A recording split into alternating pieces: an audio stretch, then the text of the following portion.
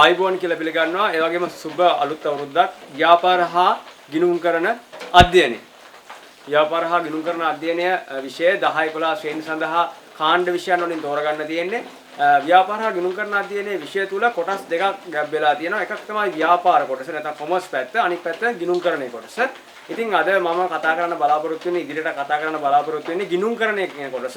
ඔයගොල්ලන්ට O level විභාගයේදී ලකුණු 50ක් ගිණුම් කරණේ පැත්තෙනුත් ලකුණු 50ක් කොමර්ස් පැත්තෙනුත් ඔයගොල්ලන්ට ප්‍රශ්න වලට උත්තර ලියන්න හම්බ වෙනවා. ඉතින් 10 වසරේදීත් ඔයගොල්ලන්ට ගිණුම් කරන කොටස් ටික තියෙනවා. 11 වසරේදීත් ගිණුම් කරන කොටස් ටික තියෙනවා. ඉතින් අද කතා කරන්න හදන්නේ ගිණුම් කරණය කියන්නේ මොකක්ද කියන කොටස. ගිණුම් කරණය පැහැදිලි කිරීමක් කරලා ඊළඟට ගිණුම් කරණය නිසා අපිට වැදගත් වෙන්නේ කොයි වගේ දෙයකටද ගිණුම් කරණය වැදගත් වෙන්නේ කියන එක මුලින් පැහැදිලි කරන්නම්. ව්‍යාපාරයක ගනුදෙනු සටහන් කිරීමේ ක්‍රියාවලිය තමයි ගිණුම් කරණදී සිද්ධ වෙන්නේ. ඒතකොට ගිණුම් කරණය කියන එක නිර්වචනය කළොත් එහෙම ව්‍යාපාරික සිදුවන ගනුදෙනු යම්කිසි පිළිගත් ආකාරයකට ඇල්මක් ඇති පාර්ශවයන්ට ලබා දීමේ ක්‍රියාවලිය තමයි ගිණුම් කරණය කියලා කියන්නේ. ඒතකොට ඇල්මක් ඇති පාර්ශව කියලා කියන්නේ මේ ව්‍යාපාරය ගැන හොයලා බලන අය. එතකොට අයිතිකාරයෝ ඉන්නවා, ගනුදෙනුකාරයෝ ඉන්නවා, රජය ඉන්නවා, තරංකරුවෝ ඉන්නවා. ඒ වගේ ඇල්මක් ඇති පාර්ශවයන්ට තොරතුරු ලබා දීම තමයි ගිණුම් කරණයේදී සිද්ධ වෙන්නේ. ගිණුම් කරණය කියන එක එහෙනම් පැහැදිලි කරගත්තාට පස්සේ දැන් මේ ගිණුම් කරණය කියන දේ තුල තීරණය වෙලා තියෙන්නේ ගනුදෙනු මත. ගනුදෙනු හා සිද්ධීන් මත. තව හොඳට පැහැදිලි කරනවා නම් ගිණුම් කරණය හැදිලා තියෙන්නේ ගනුදෙනු හා සිද්ධීන් මත. එහෙනම් ව්‍යාපාරයක සිද්ධවන මුදලින් මැනිය හැකි ගනුදෙනු හා සිද්ධීන් වාර්තා කිරීම තමයි ගිණුම් කරණයේදී සිද්ධ වෙන්නේ. එතකොට මේ ගනුදෙනුවක් කියන්නේ මොකක්ද කියන එක ඊළඟට පැහැදිලි කරගන්න අවශ්‍යයි. ගනුදෙනුවක් කියන්නේ ව්‍යාපාරයත් බාහිර පාර්ශවයත් අතර සම්පත් හුවමාරු වීමේ ක්‍රියාවලිය.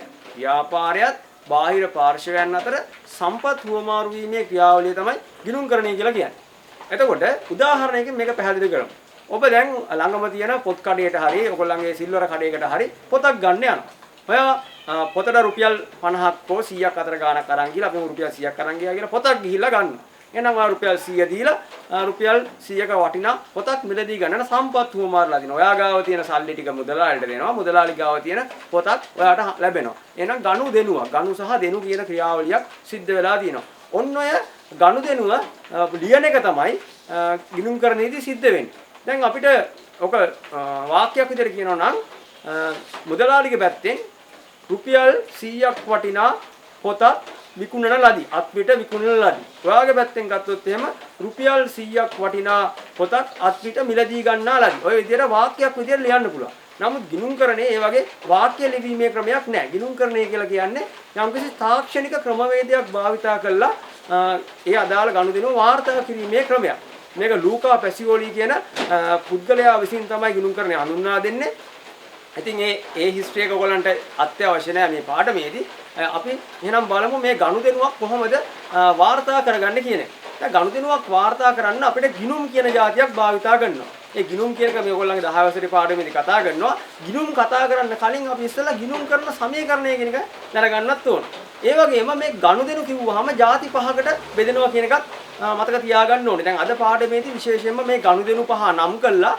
ඒ ගනුදෙනු වර්ග පහක් තියෙනවා. ඒ ගනුදෙනු වර්ග පහට අදාළව පළවෙනියට කතා කරන ගනුදෙනුව පැහැදිලි කිරීමක් තමයි මම කරන්න හදන්නේ. එතකොට ව්‍යාපාරික සිදුවන ගනුදෙනු ಜಾති පහකට වර්ග කරන්න පුළුවන්.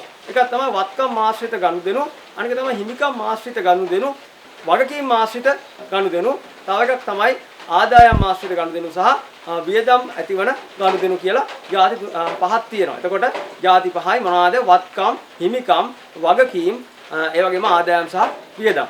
එතකොට මෙතෙන්දී මුලින්ම කතා කරන්නේ මේ වත්කම් කියන්නේ මොනවද කියලා. වත්කමක් කියලා කියන්නේ අතීත ගනුදෙනුක ප්‍රතිඵලයක් ලෙස වර්තමානයේ ව්‍යාපාරයක් සතුව තියෙන යම්කිසි මුදලින් මැනිය හැකි දෙයක් වත්කමක් කියලා අපිට හඳුනා ගන්න පුළුවන්. අතීත ගනුදෙනුක ප්‍රතිඵලයක් නිසා තමයි වත්කමක් ඇති වෙන්නේ. එතකොට අපි උදාහරණයක් ගත්තොත් ව්‍යාපාරය පටන් ගන්නකොටම ඒකේ පළවෙනි කාරණාව විදිහට යා රුපියල් ලක්ෂයක් වටිනා අපි දුක වාහනයක් මිලදී ගන්නවා. මොකද මෝටර් බයිසිකලයක් හිතන්නකො පාවිච්චි කරපො. ඒ අදාළ ව්‍යාපාරය පටන් ගන්න. ඒ වගේම යා ඒ අවස්ථාවේදීම රුපියල් 20 ලක්ෂයක් වටිනා ඉඩමක් මිලදී ගන්න. ඔය විදිහට ආරම්භයේදී ගනුදෙනු වගේක් සිද්ධ වෙනවා. එහෙනම් දැන් මේ ව්‍යාපාරේ කරගෙන යනවා නම් එයා ගාව වත්කම් තියෙනවා. එකක් අර රුපියල් ලක්ෂ මොටරසයිකලේ රුපියල් ලක්ෂ 20ක් වටිනා ඉඩම. ඔය විදිහට අතීත ගනුදෙනුක ප්‍රතිඵලයක් නිසා තමයි වත්කම් උත්පාදනය වන්නේ. ඊළඟට මේ වත්කම් වල විශේෂ වර්ග දෙකකට වත්කම් බෙදන්න පුළුවන්. ඔයගොල්ලන්ගේ 10 වසරේ සිලබස් එකේදී ඔයගොල්ලන්ට කියලා දෙනවා මේ වත්කම් ಜಾති දෙකක් තියෙනවා කියලා. එකක් තමයි ජංගම වත්කම්, අනික තමයි ජංගම නොවන වත්කම් කියලා. ව්‍යාපාරයක වත්කම් වර්ග දෙකක් තියෙනවා කියලා කිව්වා. එතකොට මෙතෙන්දී බලන්න පුළුවන් වත්කම් ಜಾති දෙකයි. මේකේ තියෙනවා ජංගම වත්කම්, මේ පැත්තේ තියෙනවා ජංගම නොවන වත්කම්. හරි. දැන් ඉස්සෙල්ලාම බලමු මේ ජංගම වත්කම් කියන්නේ මොනවද කියලා. ජංගම වත්කම් කියලා කියන්නේ අවුරුද්දකට වඩා කෙටි කාලයක් තුල මුදල් කර ගැනීමට හැකියාව තියෙන වත්කම්. උදාහරණයක් විදිහට ගත්තොත් ව්‍යාපාරයේ තියෙන වෙළඳ තොග. ඒ කියන්නේ නැවත විකිණීමේ පරමාර්ථයෙන් ව්‍යාපාරයේ ළඟ තියාගෙන ඉන්න තොග. ඒ කියන්නේ ඒවා සාමාන්‍යයෙන් ව්‍යාපාරේ රඳව ගන්න නැහැ. ගනුදෙනු සඳහා තමයි තියන්නේ. උදාහරණ එළවලු කඩයක් ගමු. දැන් එළවලු කඩේ මුදලාලි එළවලු ටික අවුරුදු ගණන් තියාගන්න ක්‍රමයක් ඇත්තෙත් නැහැ. හැම තියාගන්න ඕන කමකුත් නැහැ. එයා කරන්නේ එළවලු ටික අරගෙන විකුණනවා. උදාහරණයක් තව ගමුකෝ ලීබඩු. දැන් ලීබඩු ගත්තාම ඔයගොල්ලන්ට නම් පේන්න පුළුවන් ලීබඩු විකුණන කඩේක මේ ලීබඩු කියන්නේ ස්ථාවරවත්කමක් කියලා. නැත්තම් ජංගම නොවනවත්කමක් කියලා.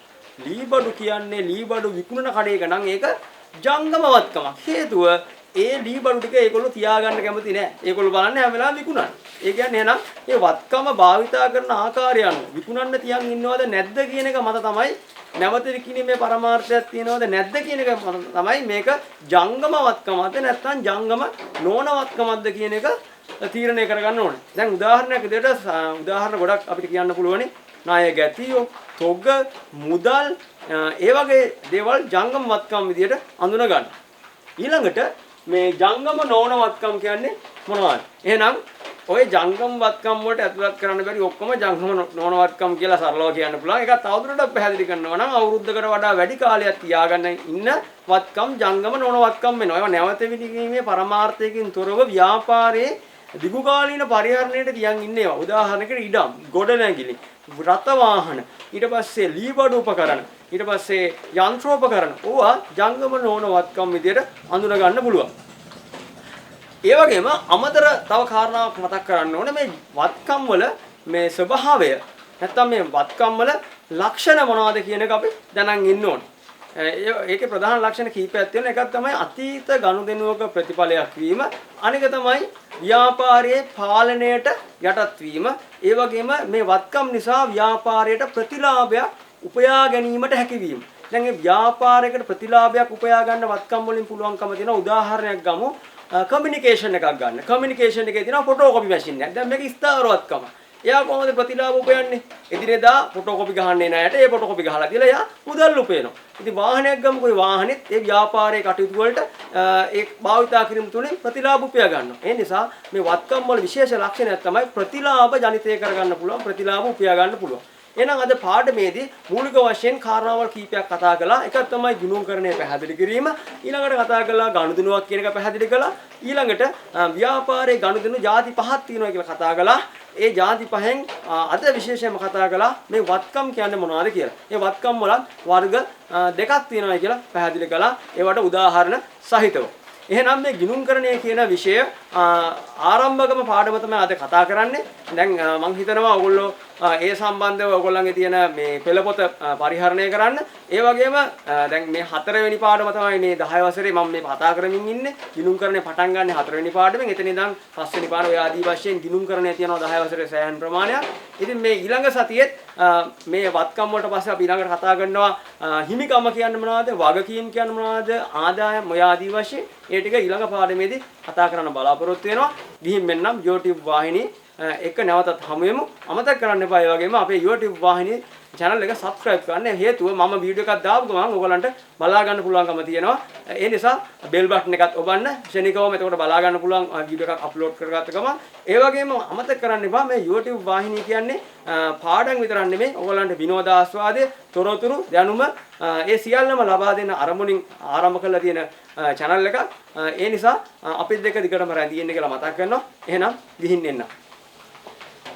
Subscribe to our YouTube channel. Like us on Facebook. YouTube ವಾಹಿನಿ.